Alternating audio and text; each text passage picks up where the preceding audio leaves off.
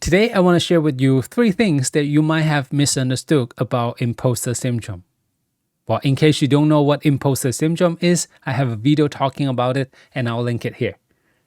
But in short, it's the feeling of that you don't deserve the success you have today because you're not good enough. And also the constant worry about being called a fraud by others. So if you're suffering from that feeling, if you're suffering from imposter syndrome, stay and watch on. This video may be helpful to you. All right, now let's get into the 3 things that you might have misunderstood about imposter syndrome. The first thing people usually misunderstand about imposter syndrome is that people will say it's a bad thing to have it. Well, here I am to tell you that it's not a bad thing. Although the word syndrome in the name is somehow suggesting that this is a disease or a set of symptoms that you don't want.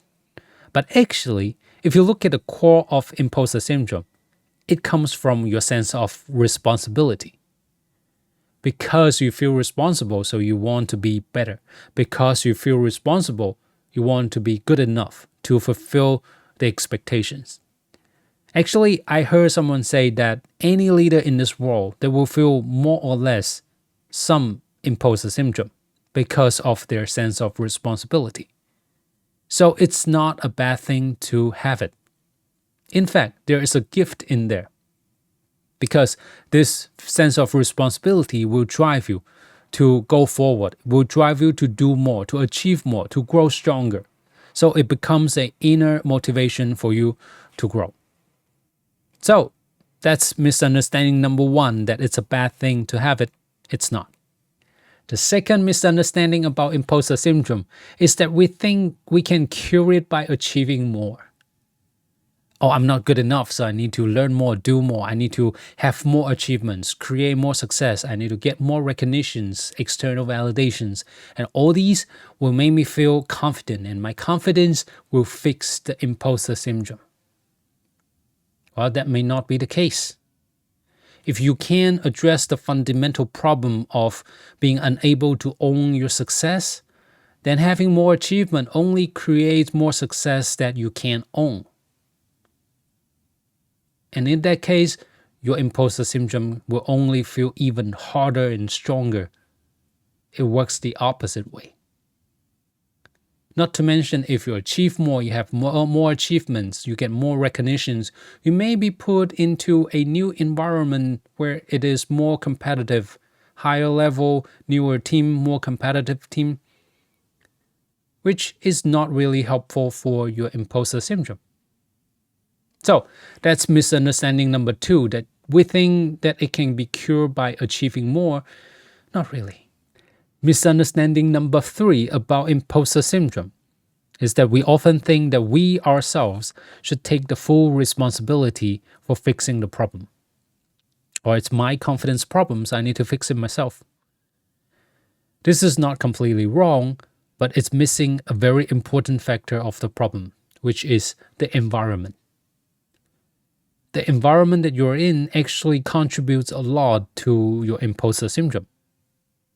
Now think about it, in imposter syndrome, there is this constant worry about being called a fraud.